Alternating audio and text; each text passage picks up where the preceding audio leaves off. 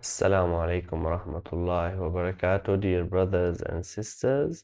Welcome back to part 2 of class number 4, in which we are discussing Takaful business models, the models that these Takaful companies adopt to basically generate business.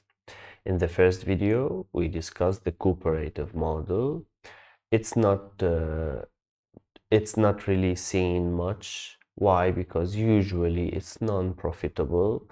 Governments want to help the people, so they start some takaful business just to help the people. We discussed the mudaraba model, which is based on mudaraba, the essence of it in mudaraba. However, we discussed that tabarru is there still because tabarru is critical as a concept for any takaful model. Then we discussed two different types of mudaraba, the pure model in which TO doesn't really share in the surplus, underwriting surplus, and we discussed the modified model in which the TO will be allowed to share in both investment surplus as well as the underwriting surplus, the residual of payment of claims. Now in this video we will focus on wakala first. So let's introduce wakala. What is wakala? Wakala is a contract found in Islamic finance to basically do some agency business. What is an agency business? An agent will represent a principal in some scenario. It can be actually applied here in Takaful. Why? Because we as participants do not have the experience to do the work, like process payments of claims, choose the right people in the right fund, help the people, like provide the customer service needed to help the diseased or those infected or those in accidents, etc. So we need someone to represent us. We need a wakil. We need an agent. This agent here will be the TO, someone with the experience to manage our fund and generate business for us.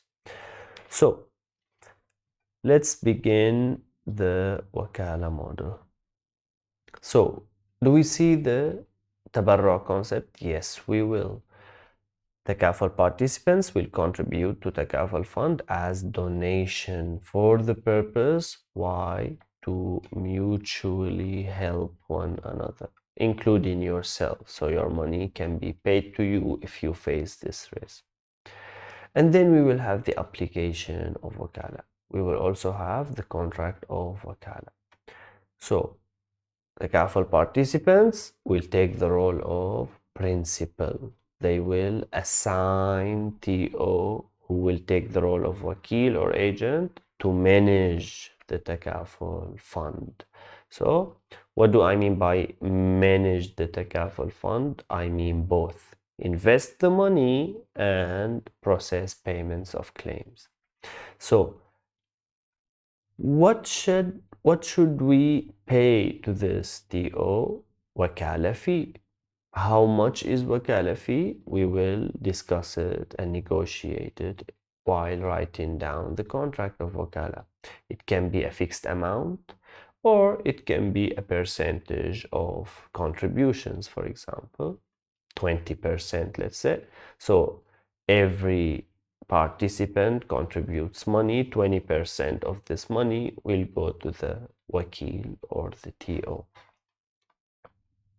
Now, how about surplus? We discussed underwriting surplus in mudaraba. So underwriting surplus is something critical, right, in the takaful business. You have a fund, it has a specific amount of money based on the level of contributions. Then this amount of money is basically being invested and being used to pay claims, right? That was the main reason for establishing the whole fund. So we have a fund. This fund will be utilized to pay claims to those exposed to risks in the pool. However, if you select the right people to be in the pool and you only pay to those who show real evidence, maybe you will manage to have some money left in the fund, okay? So if you have some money left, we called it underwriting surplus. Who shall be eligible to share in the money? So again, it belongs to Takaful fund because it originates directly from the fund. We discussed that in the Mudaraba model. TO is just a manager and not an owner of the fund. We know that, right? TO is an agent, wakil. They do not own anything. Who's the principal? The principal is the participants. So since the Takaful Fund is originally donated by participants for the purpose of mutual indemnity among themselves, the surplus can be said to indirectly belong to the participants. So remember, when we started this fund, we donated money. What was the donation for? We donated for helping those incurring losses due to some reason, accidents, car accidents, okay? Now, who owns this money? Donors, right? But which donors? All of the donors, right? However, you're saying it's a donation for help if you get in an accident, and none of you have an accident now, right now, okay? However, it belongs to you, but you cannot use it unless you have an accident. So it remains here, but it only belongs to participants. It belongs to you. So we say it doesn't really directly owned by me. If it's direct ownership, I can sell it, I can use it for other reasons, but this is different. So we said it's indirect. So indirectly belongs to me. Similar with, a case where the father and the son, if he's very young, he says, I will keep this money for you. So it's for you, but you're not gonna be able to use it for any purpose. I'm gonna keep it here.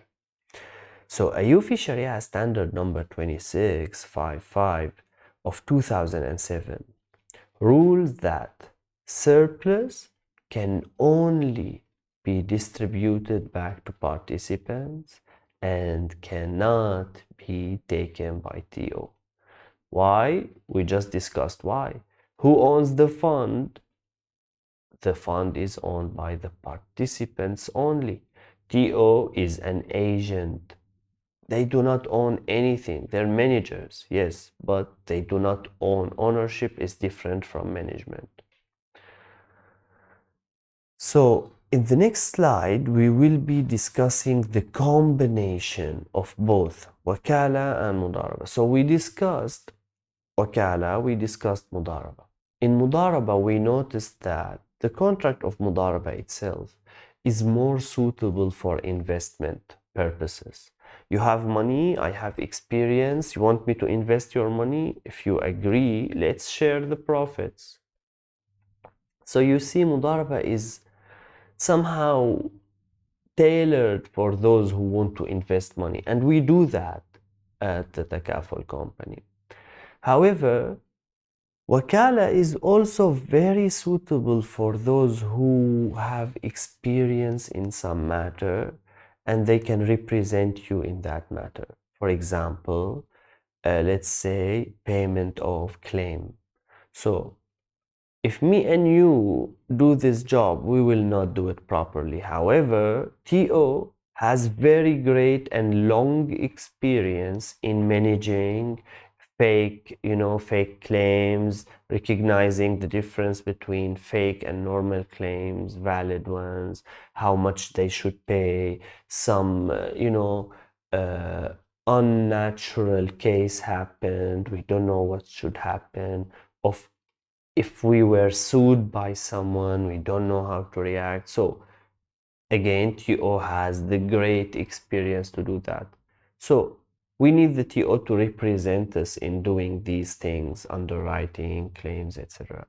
So the most suitable contract that I can see right now is wakala. So you see, in some aspects of the takaful business, you see that wakala is really suitable. Some other times you notice that, oh, in investment, mudaraba is really more suitable. It's more fair, right? It's fairer. Why? Because if your mudarib or TO is doing very well, they should be compensated with a higher profit, right? So they should earn a percentage of the profit. On the other hand, if your TO is managing the fund really well when it comes to underwriting, marketing, surplus, uh, having surplus, big surplus, all of these things, they should also be rewarded with something called agency fee, right? Wakala fee, because they're giving you a great experience. So in this model, we will discuss the combination of both of these contracts in one business model. So again, we have the concept of tabarra. Same with other contracts. Why it's very vital for the takaful business. In the first place, we discussed that we started the whole idea of takaful because I need you to protect me and I will protect you as well. But we need more people to have better probability distribution, and when we had more people, now we need someone to manage the fund. However, to avoid gharar and other sharia issues, we found a solution with the donation concept. So tabarru will always be there. Now, how about the takaful application of wakala? Where do we see wakala in the hybrid model? As we discussed earlier, it's most suitable for management. So you will manage my business, claims, underwriting, etc. You do the business properly because you have experience. In exchange, I will pay you some wakala fee. Okay, can be a fixed amount, or it can be, usually in takaful companies, it's a percentage of the contribution. Let's say 100 ringgit, 25 or 50% can go to wakala fee, to basically the TO.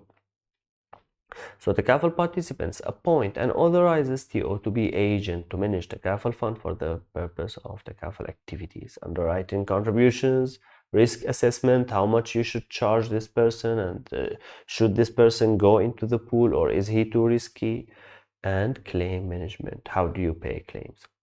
So for this, I will pay you some wakala fee. However, let's discuss mudaraba as well. So this fund will have large amounts of money. A large portion will be invested in Sharia compliant way. Who has the experience to do that? Again, the TO has it. However, let's sign another contract which discusses investment profits.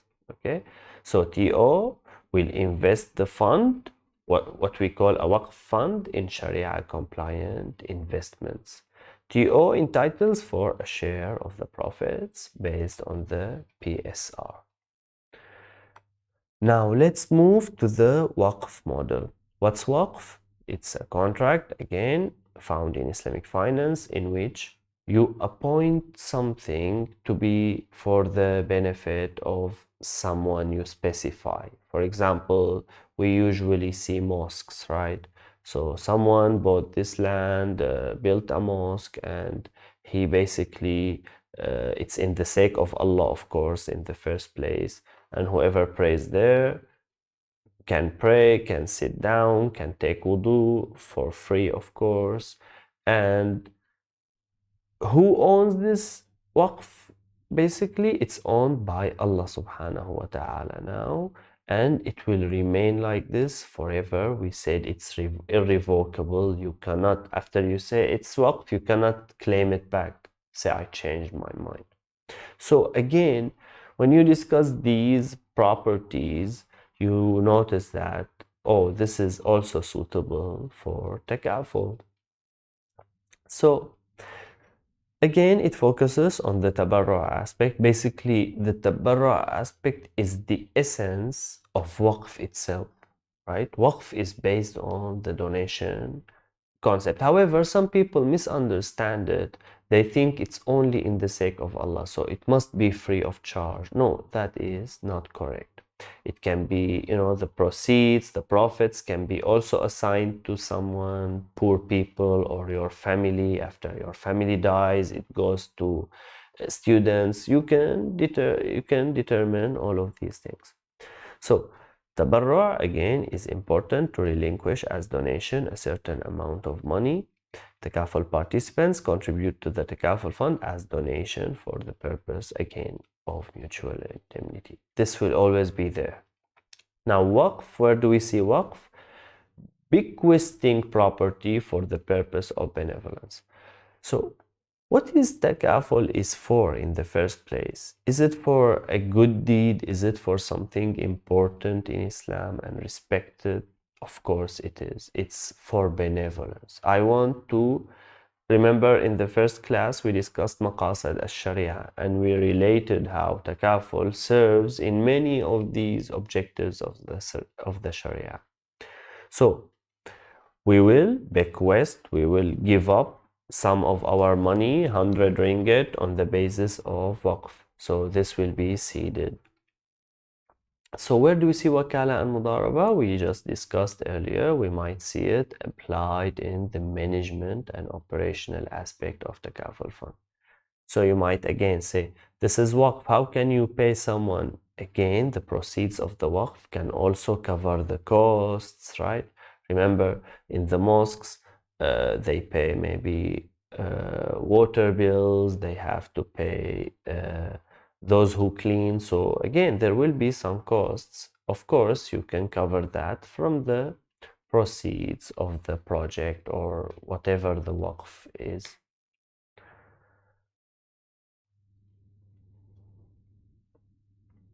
So let's start with the establishment of waqf. So you need to establish what's so-called a waqf fund, right? Who will start this? The TO.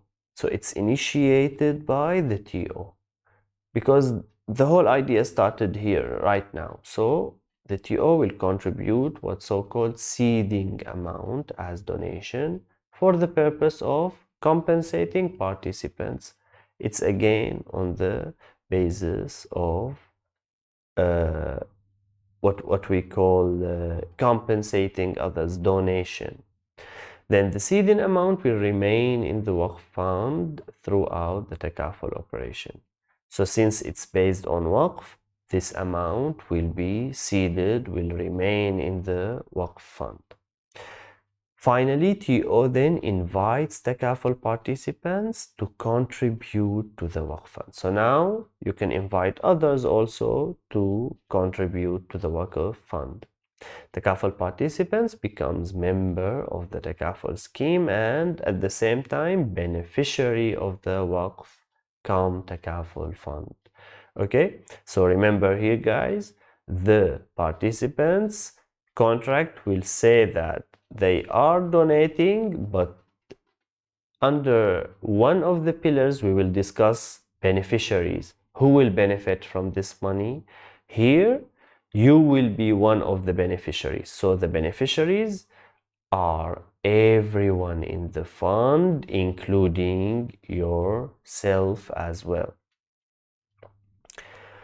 So what's a waqf deed? It specifies the rules and rules for distribution of waqf fund to beneficiaries and amount of compensation to be given to participants. So it's basically the contract. It will tell you the details, who gets paid and who don't.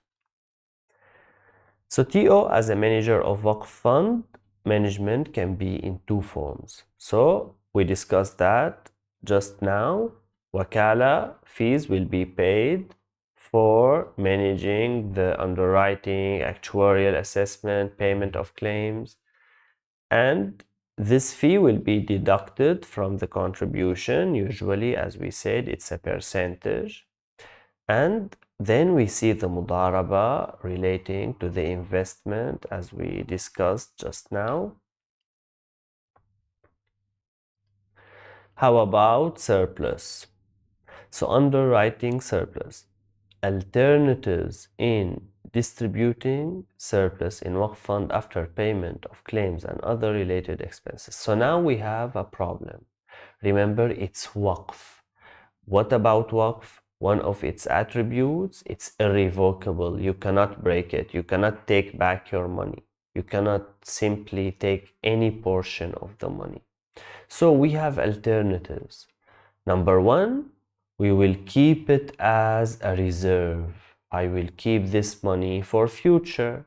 If in the future, 1 year, I received so much claims and they weren't fake, it was a bad year, maybe when it comes to that risk. So you will have more money to pay people. So keep it in the Waqf fund, keep it as a reserve. Number two, distribute it back to people, participants, of course. But how? You just said that you cannot distribute it back because it's Waqf. I would say instead of cash distribution, you might use NCD and NCB. So those with no claims are basically eligible to receive a discount. So I will give you a discount. However, some scholars also allowed you to, they said it's permissible to distribute some cash back. Okay, and finally, some companies adopting Waqf will basically utilize it for charitable purposes. So if there is any residual amount, I will use it to help, let's say, students. Okay, so it's something for charity. So with the Waqf model, we end the lecture here. Thank you very much for listening. Please do not forget to write down your questions on some separate piece of paper, and don't forget to write down the slide number. Okay, thank you very much. I will see you in our Q&A session, inshallah. Assalamu alaikum wa rahmatullahi wa barakatuh.